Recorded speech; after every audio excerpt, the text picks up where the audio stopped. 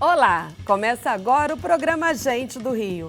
Vamos falar hoje da cidade do Rio de Janeiro, do ponto de vista do Legislativo, do trabalho dos vereadores. E obrigada por estar na nossa companhia todo domingo pela manhã, com reapresentação depois do programa Canal Livre. E se você está assistindo pelo nosso canal do YouTube, Band Rio, dá uma curtida, vai? Se não for pedir demais, manda um comentário para a gente saber o que você achou.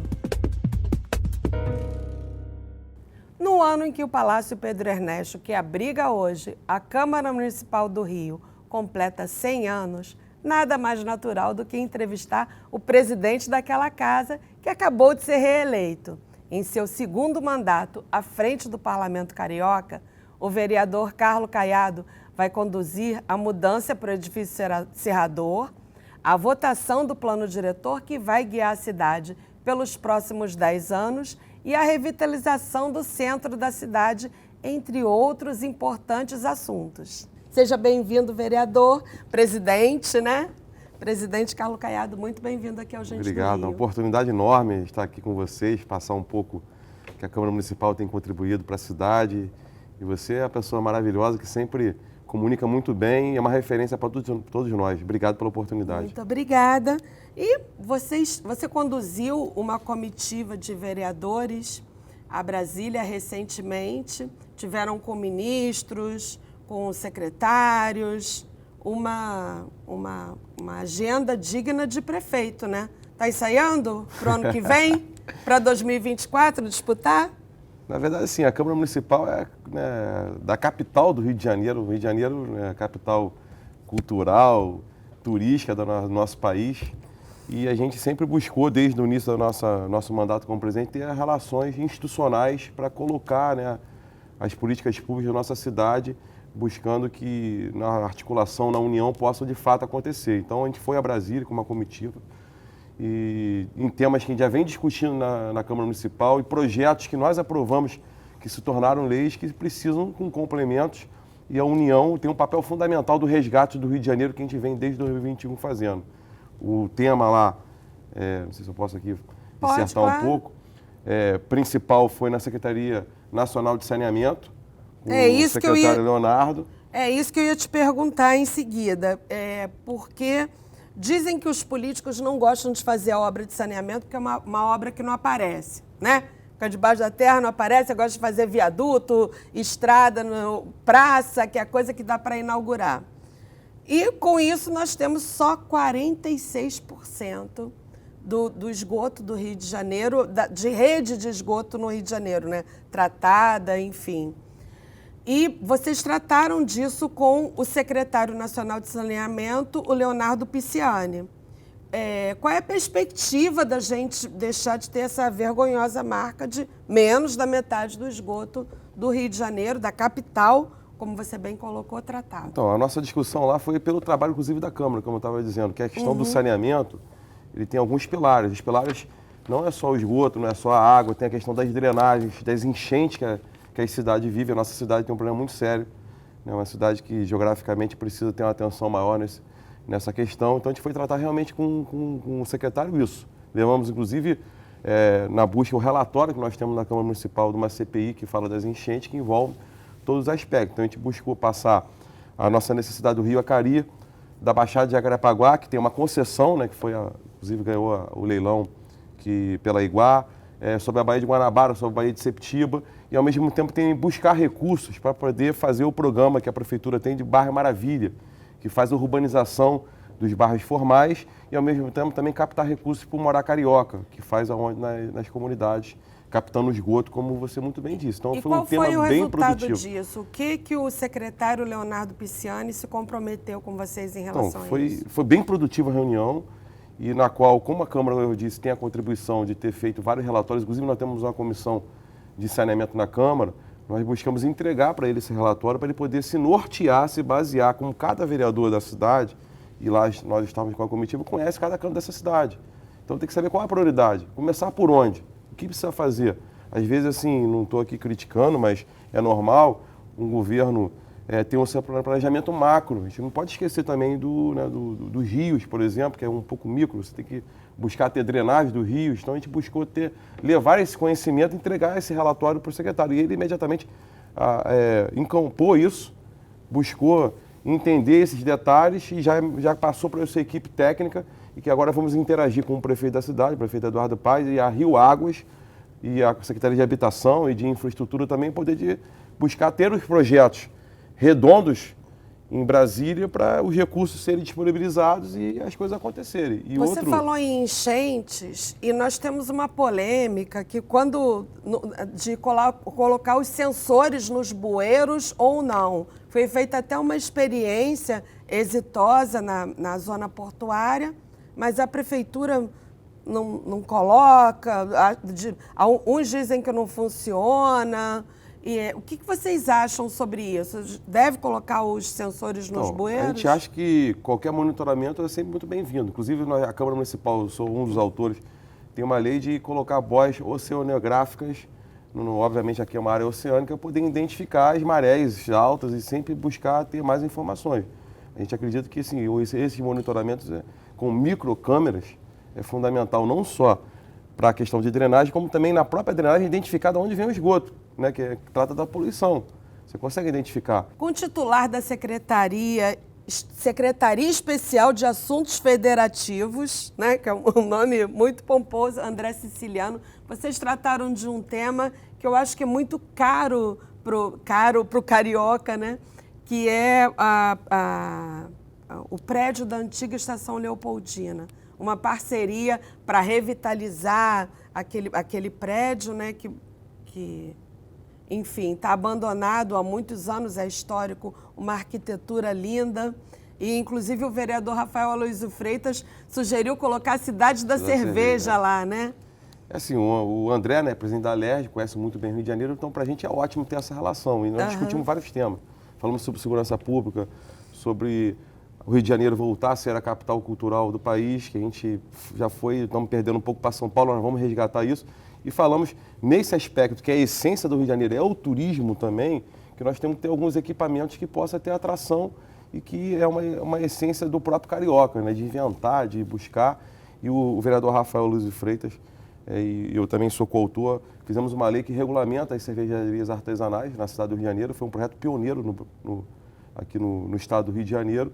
E a ideia é de ser um marco ali, num local muito bem localizado, de revitalização, né, um equipamento bucólico, bonito, lindo, e que o André Siciliano, inclusive, falou com o prefeito Eduardo Paes, já colocando aquele terreno, né, aquele equipamento para a prefeitura. Nós estamos buscando nesse diálogo com o prefeito ali realmente ser a cidade da cerveja. A gente vê várias vezes na Marina da Glória, no próprio Porto, eventos sobre o tema de cerveja, que gera muitos empregos, e o Rio de Janeiro ser a referência a isso do nosso país, como já na palavra da população, do povo, mas na prática a gente tem que ter um certo objetivo dos turistas, inclusive a nível estrangeiro, poderem estar aqui no Rio de Janeiro visitando um equipamento desse e produzindo cada vez mais. Eu acho muito legal, que eu sou apaixonada por aquele prédio. Eu acho aquele equipamento assim, muito lindo, e realmente é uma pena não preservar, né? Tá abandonado daquele jeito.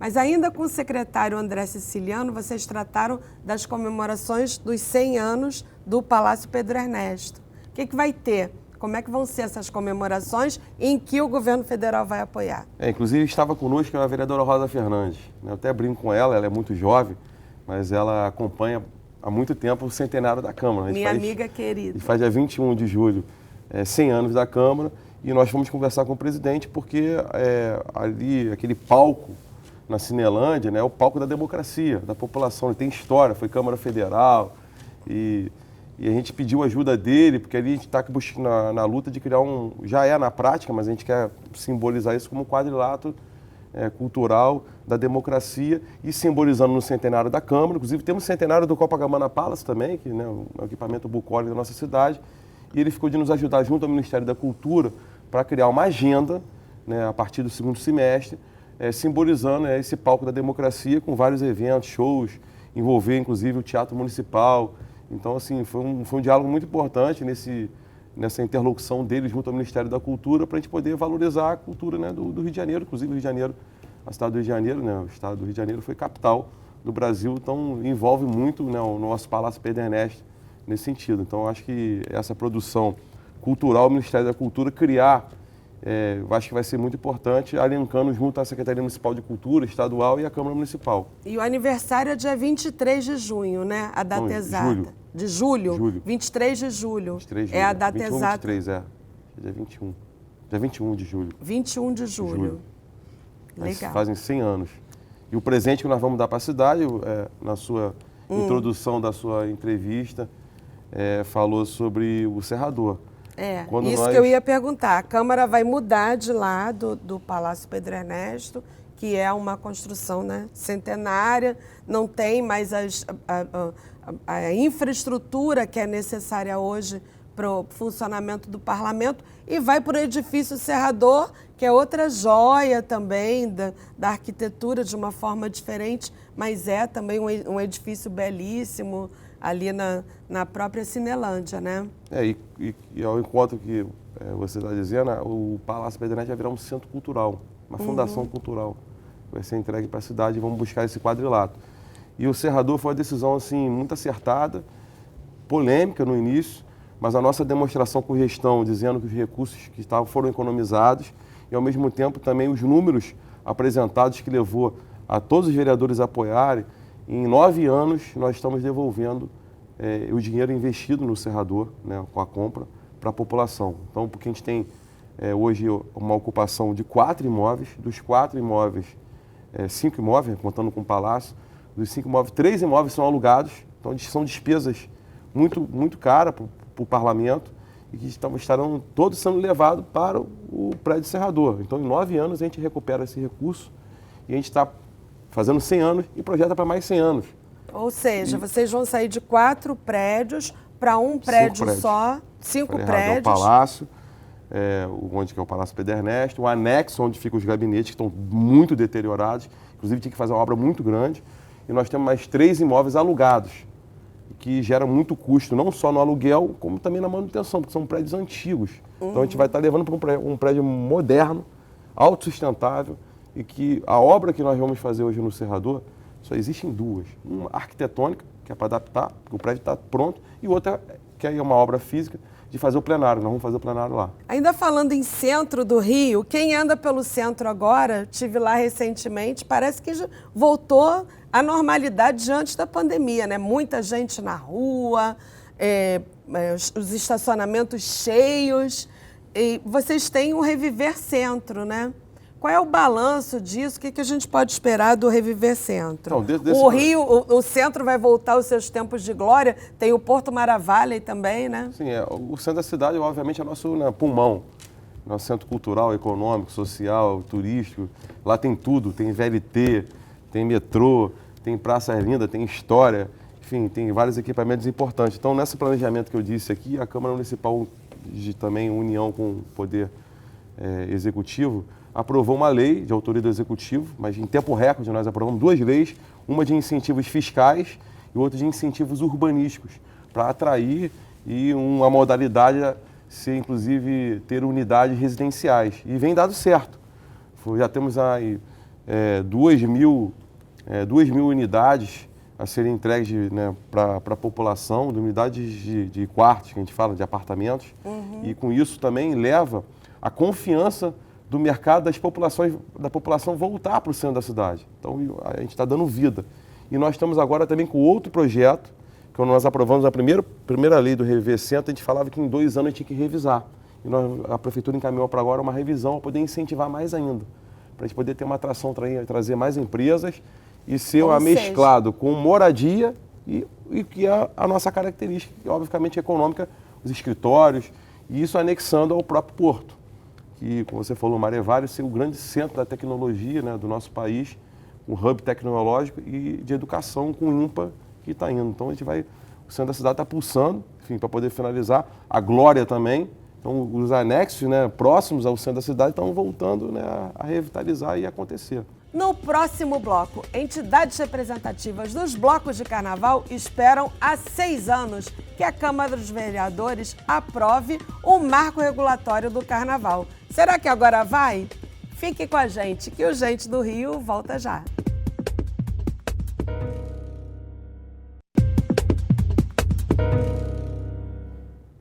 Estamos de volta com o Gente do Rio, conversando hoje com o presidente da Câmara Municipal do Rio de Janeiro, Carlos Caiado.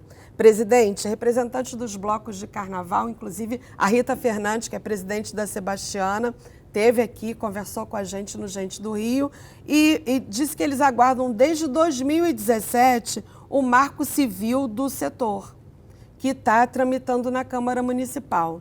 Qual é a perspectiva disso ser votado em 2024? Será que a gente já vai ter esse marco civil? Ela falou que isso atrapalha para que os blocos consigam patrocínio e viabilizem seus desfiles de uma maneira mais organizada, né? Nem sabia que era tanto tempo assim, 6 anos. Mas ainda há tempo. Né? O carnaval, é óbvio, que é muito importante, né? Nossa essência aqui, né? Inclusive gera empregos, gera economia, impostos e entretenimento, e todo carioca, enfim, obviamente os turistas também amam o carnaval. E a gente, assim que a Rita, recentemente, numa discussão mais intensa, tem há bastante tempo, nos trouxe da importância, inclusive agora nesse carnaval eles sofreram muito, né, com a questão do licenciamento, do bombeiro, com a própria prefeitura em aspectos de alguns documentos, e nós combinamos com ela, estamos criando um grupo de trabalho. Um trabalho que a Câmara Municipal, inclusive, aprovou uma comissão especial para tratar do carnaval, que a presidente é a Mônica Benício. Nós estamos colocando o presidente nosso da Comissão de Turismo, o vereador Rocal, e em comum acordo com a prefeitura, a Rio Tour, sendo representada pelo Rony, e também a Secretaria Municipal de Turismo e a Secretaria Municipal de Ordem Pública, e vamos solicitar ao governador que possa encaminhar um representante para esse grupo de trabalho fazer uma lei para que crie realmente um marco regulatório que possa dar segurança jurídica e, ao mesmo tempo, organização para o carioca e para a população ter um mínimo de organização para que aqueles blocos tenham planejamento e tenham infraestrutura, não a questão do patrocínio, claro, para o bloco poder sair, mas a gente precisa ter banheiro, precisa ter o horário definido certinho, precisa ter segurança, precisa ter limpeza, precisa ter um planejamento. Um outro assunto que eu acho super importante é o transporte aquaviário, principalmente na Barra da Tijuca. Eu morei lá, ali dá para fazer, né? Já existe, mas de uma forma mais informal. E existe um projeto de lei seu, inclusive nesse sentido. Como é que vai se dar? Como é que vocês vão organizar esse transporte aquaviário? Que, aliás, não só na Barra da Tijuca, mas o Rio de Janeiro tem vários locais, Ilha do Governador, enfim. Na verdade é uma lei minha, juntamente com o vereador Tiago Carbeiro, hoje conselheiro do Tribunal de Contas, que regulamentou e instituiu o transporte lagunar na Baixada de Jacarepaguá. O transporte aquaviário é fundamental. Você consegue o exemplo, quem mora no Rio das Pedras é o que mais nos beneficia de mão de obra de trabalhador, para não só para a Barra, mas para vários lugares de Jacarepaguá.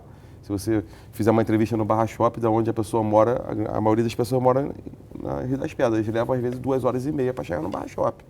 Então, você tem um transporte lagunar em 15 minutos, 10 minutos já está lá. Inclusive fazendo a conexão com o transporte público, no próprio metrô. O morador lá da Barra, como você disse, ali onde tem muito trânsito, no Novo Leblon, no Mandala, poder chegar no metrô em 10 minutos. O condomínio onde eu morava tinha do aquaviário até o Barra Mares. Então, tinha o aquaviário até o metrô. Por questões próprias do condomínio. Mas esse é um transporte sendo viabilizado pela prefeitura, concedido à iniciativa privada, vai ser um transporte importante. E com a nossa aprovação, nossa lei, até o governo anterior, o governo Crivella, tentou fazer uma linha só, não conseguiu, no APMI, né, o procedimento de manifestação de interesse.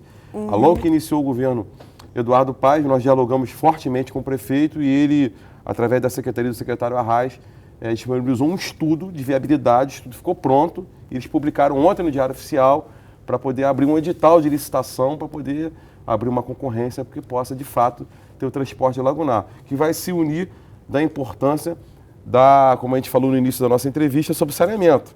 A Iguá tem uma responsabilidade que ganhou o leilão, essa empresa ganhou o leilão da SEDAI, de despoluir as lagoas de Jacarepaguá. E com isso você ganha um calado. Né? Aí você ganha um calado, né, nas lagoas, não só de despoluição, calado maior, para que realmente, de fato, o transporte possa ser de massa. Você pode transferir bastante gente. Você fazer uma coisa, né, bem massiva aí em relação a isso. Maciço. Desculpa. Presidente, assim como o prefeito Eduardo Paes, você é de uma geração de políticos que nasceu do grupo do ex-prefeito César Maia, que hoje é vereador e liderado por você, né? Como é que é isso de sair de pupilo, hoje é líder do seu ex-mentor, digamos assim? Que lições você tira disso e como é a convivência hoje na Câmara? O César Maia sempre foi meu líder e continua sendo meu líder. Inclusive, queria dizer que eu me aconselho direto com ele. Ele é um professor muito preparado, foi 3 vezes prefeito da cidade, deputado federal, secretário estadual de Fazenda. E ele sempre nos aconselha, inclusive, todo o planejamento da Câmara, a gente sempre busca estar dialogando com ele. E, para mim, é um orgulho muito grande, né? Inclusive, não só eu, né?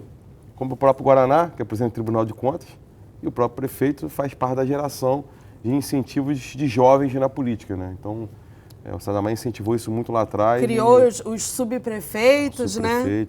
Criou administradores regionais. Eu, inclusive, fui presidente da juventude do partido através dele, que me fez mobilizar a participação partidária, que é uma questão importante, né? O jovem participar na política desde cedo. Acho que isso é fundamental. A gente viu nas últimas eleições, inclusive, tem vários jovens participando desse diálogo. Então, o César Maia continua sendo uma referência para todos nós. E é uma honra tê-lo ele como vereador. É um luxo para a Câmara Municipal ter o César Maia como vereador nesse trabalho, nesse diálogo conosco.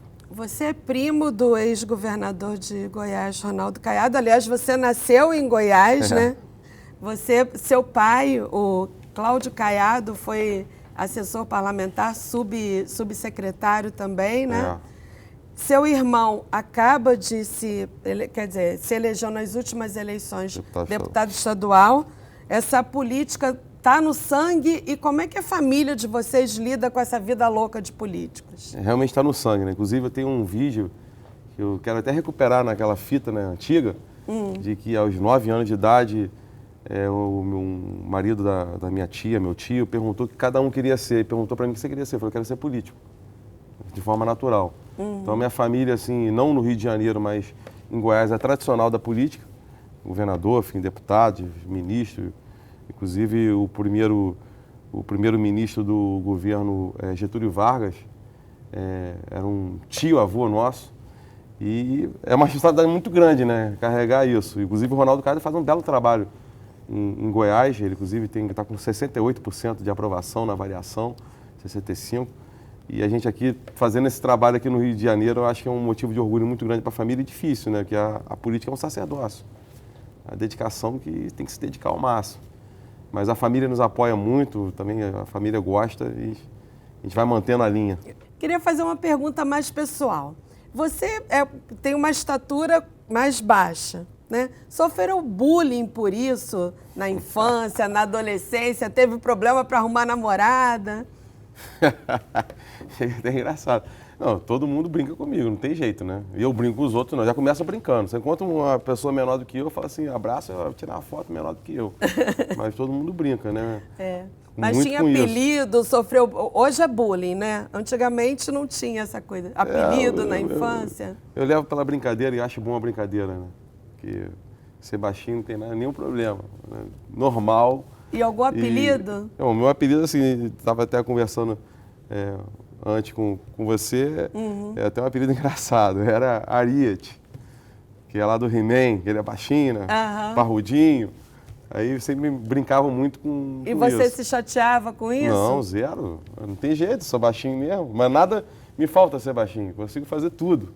Maravilhoso. Jogo, inclusive, futebol, tudo. Joga futebol qual posição? Eu sou cabeça de área ou zagueiro. E mesmo sendo baixinho, não fazem gol de cabeça em mim, não. Quais são os seus planos para a próxima legislatura? Então, eu tenho buscado trabalhar muito nessa posição como presidente, de colocar em destaque o nosso parlamento municipal, tanto que hoje a gente não é uma competição, mas se tornou o parlamento mais produtivo do Brasil, com leis importantes, resgate do Rio de Janeiro, e ao mesmo tempo também um parlamento mais transparente. Nós ganhamos diamante diante da avaliação da Atricom, da Associação dos Tribunais, que fiscaliza os parlamentos, e isso aí foi um orgulho muito grande para a gente. Então eu já fico muito satisfeito com isso, a gente ter esse protagonismo. E, obviamente, a gente sempre prepara para buscar ter voos mais altos. Eu tenho uma vontade de ser prefeito um dia da cidade. Tenho conversado isso muito com o atual prefeito, que é uma pessoa que a gente acompanha há bastante tempo, tem uma ligação política, né? Em todas as últimas eleições, a gente, inclusive, o apoiou, de buscar, inclusive, compor uma chapa com ele nessa próxima eleição. Seria uma chapa que a gente buscaria aí ter, acho que a Câmara Municipal se fazer muito bem representada, né? Ter um vereador fazendo parte da chapa do prefeito como vice dele, eu acho que seria uma... Sendo assim, com esse projeto, vamos ao nosso ping-pong. Ser carioca Já? é? Gostar de um chopp, gostar de um samba, de um futebol Maracanã. Se o Rio de Janeiro fosse um bicho, você que é defensor dos animais, que bicho ele seria? Eu gosto muito, como eu falei, do cavalo. Ele é forte, ele age, é trabalhador, ele revigora, ele tem que ter vitalidade e eu acho que isso é importante. O que mais lhe emociona no Rio de Janeiro? Mas emociona a coragem do carioca. O carioca é muito corajoso. E o que lhe tira o sono? A violência.